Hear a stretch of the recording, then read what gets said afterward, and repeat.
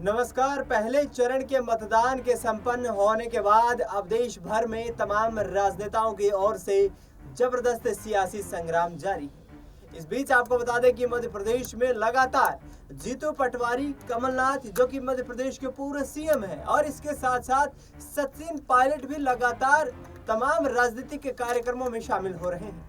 Bharatiya Janata party को चुनौती देने के लिए जिस तरीके से कांग्रेस पार्टी घेराबंदी कर रही है, इंडिया गठबंधन में शामिल तमाम राजनीतिक दलों की मौजूदगी में अब बीजेपी को फटकनी देने का संकल्प कर लिया गया। ऐसे में क्या भारतीय जनता पार्टी को इतने मजबूत किले में यहाँ घेराबंदी कर पाना संभव हो पाएगा? क्योंकि 2019 के लोकसभा चुनाव की मध्य प्रदेश की बात की जाए तो वहां पर 29 में से 28 सीटें जीतने का काम किया था। छिंदवाड़ा की सीट जहां से 9 बार सांसद रह चुके हैं कमलनाथ, उनके बेटे नकुलनाथ जो है सांसद बनकर के आए थे, लेकिन बाकी की 28 सीटों पर भारतीय जनता पार्टी ने व्हाइट वॉश करते हुए कांग्रेस पार्टी का सफाया कर दिया था। इस बीच 2024 का लोकसभा चुनाव है, बड़ा चुनाव है। यहाँ पर जीतू पटवारी जो कि कांग्रेस मध्य प्रदेश कांग्रेस इकाई के अध्यक्ष हैं, उन्होंने साफ तौर पर मंदसौर में हुई एक जनसभा में संबोधित करते हुए तमाम लोगों से अपील की। उन्होंने लोगों से पूछा कि क्या आपके सांसद पिछले 5 साल में एक बार भी आए हैं? लोगों ने कोई जवाब नहीं दिया।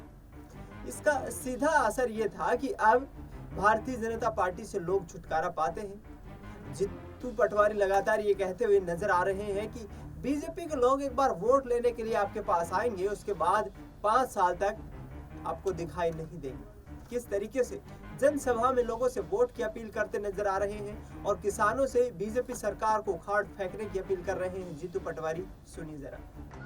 ये चुनाव देश भर में हो रहा है, लोकतंत्र का सबसे बड़ा पर्व है और हमारी कोशिश है कम से कम कांग्रेस पार्टी की कि ये चुनाव उन मुद्दों पर लड़ा जाए जो लोगों के जीवन को प्रभावित करता है, नौजवानों के भविष्य को सुरक्षित करता है, किसान और किसानी को मजबूत करता है। लेकिन मुझे खेद है कि जो दल आज सत्ता में हैं, उनकी कोशिश है कि 10 साल राज करने के बाद एक बार पुनः ये चुनाव उन मुद्दों पर लड़ा जाए जो जनता के जज्बातों को भड़काते हैं, लोगों का ध्यान डाइवर्ट करने की कोशिश करते हैं। और हम लोग आपसे कहना चाहते हैं कि मंदसौर लोकसभा क्षेत्र में इस बार बहुत सोच समझकर सोनिया गांधी जी ने, खड़गे जी ने, राहुल जी ने आपके बीच दिलीप जी को अपना उम्मीदवार बनाया है, आपके भरोसे बनाया है। एक किसान का बेटा जो ग्रामीण परिप्रेक्ष्य में पैदा होकर अपने दम पर विधानसभा तक पहुंचा, और दिलीप जी को मैं बहुत लंबे समय से देख रहा हूं, स्वर्गीय पायलट साहब के समय से, ये हमेशा छोटे छोटे कामों के लिए अपने क्षेत्र की, इलाके की, जिले की हर समस्या को अपना समस्या मानकर आगे बढ़ने का काम करते हैं। इसलिए हम सब इनके समर्थन में आज वोट मांगने के लिए आए हैं। अब दोस्तों, देश में जो राजनीति हो रही है उसमें पहले चरण का चुनाव हो चुका, 102 लोकसभा क्षेत्रों में वोट पड़ गए। अब वोट पड़ने के बाद भाजपा भी बड़ी चतुर पार्टी है, उनको पता पड़ गया कि मामला गड़बड़ है। अब गड़बड़ मामले को ठीक करने का एक ही तरीका है कि ये मुद्दे छोड़ दो, किसान के, रोजगार के, निवेश के, उद्योग के, महंगाई के, भ्रष्टाचार के, खाद के, बीज के, बिजली के, पानी के, सड़क के, अस्पताल के, स्कूलों के, छोड़ दो मुद्दों को। अब मुद्दों की जगह हम बात करते हैं घुसपैठियों की, मंगलसूत्र की, मंदिर की, मस्जिद की, हिंदू की, मुसलमान की, हिंदुस्तान की, पाकिस्तान की। क्योंकि इन मुद्दों में भाषण देने मजा आता है, जनता को ताली बजाने मजा आता है। और हम लोगों ने सैद्धांतिक ये बात अपनाई है कि हम लोग सरकार बनने के बाद, और ये कांग्रेस पार्टी की औपचारिक घोषणा है, और यहाँ बहुत से किसान भाई बैठे हैं, देश आजाद हुए बहुत समय हो गया, 10 साल बीजेपी की सरकार रही पूर्ण बहुमत की, 3 काले कानून बनाए किसानों के खिलाफ, पूरे देश में आंदोलन हुआ, सैकड़ों किसानों की आत्मा आज गवाही दे रही है, जो मर गए बेचारे हमारे किसान भाई, उनके खिलाफ 3 काले कानून बनाए। बीजेपी चाहती थी कि इस देश में मंडियों को समाप्त कर दो, सरकार जो फसल खरीदती है उसको समाप्त कर दो और चंद पूंजीपतियों को पूरे देश की अनाज मंडियां सौंप दो। अब जब देश की अनाज मंडी निजी हाथों में चली जाएगी तो कालाबाजारी, जमाखोरी इन लोगों को करने का मौका मिलेगा।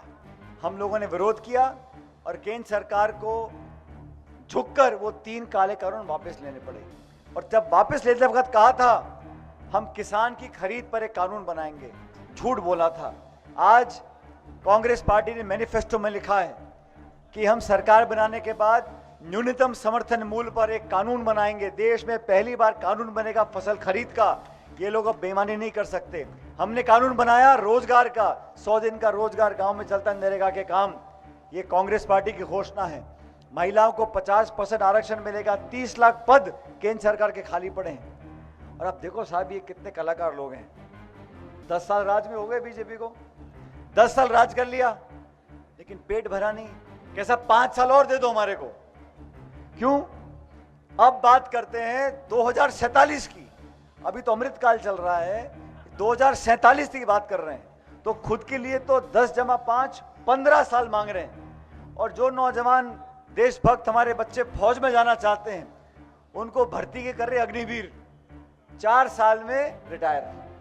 तो फौजी में जो बच्चा फौज में जाए वो 4 साल में रिटायर और खुद के लिए 15 साल। ये सोच है भाजपा की और सरकार की। इस सरकार को बदलने का समय आ गया। देश में ये चुनाव बदलाव का चुनाव है।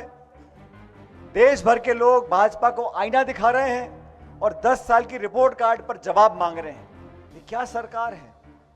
147 सांसदों को एक ही दिन में निलंबित कर दिया। विपक्ष के 147 सांसदों को संसद के।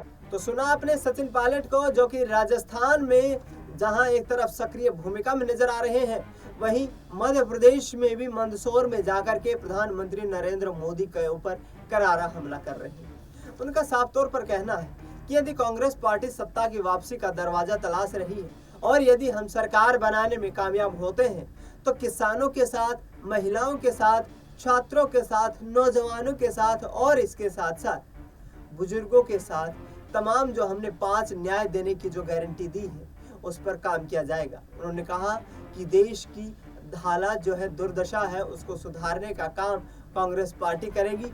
देश भर में जो चुनावी माहौल चल रहा है, ये चुनावी माहौल लगातार भारतीय जनता पार्टी को 10 सालों तक जन समर्थन देता रहा है, लेकिन 10 सालों के जन समर्थन के बाद भी कांग्रेस पार्टी अब वापसी का रास्ता तलाश रही है और भारतीय जनता पार्टी अपने एजेंडे में पूर्णतः से फेल हो चुकी है। अब देखना ये होगा कि क्या राजस्थान के लोग यहाँ पर सचिन पायलट के इन दावों के ऊपर यकीन कर पाएंगे और क्या 2024 के लोकसभा चुनाव में कांग्रेस पार्टी केंद्र की सत्ता में वापसी का रास्ता तय कर पाएगी। फिलहाल इस खास कार्यक्रम में इतना ही। देश दुनिया की तमाम बड़ी खबरों के लिए आप देखते रहिए SPN 9 न्यूज़।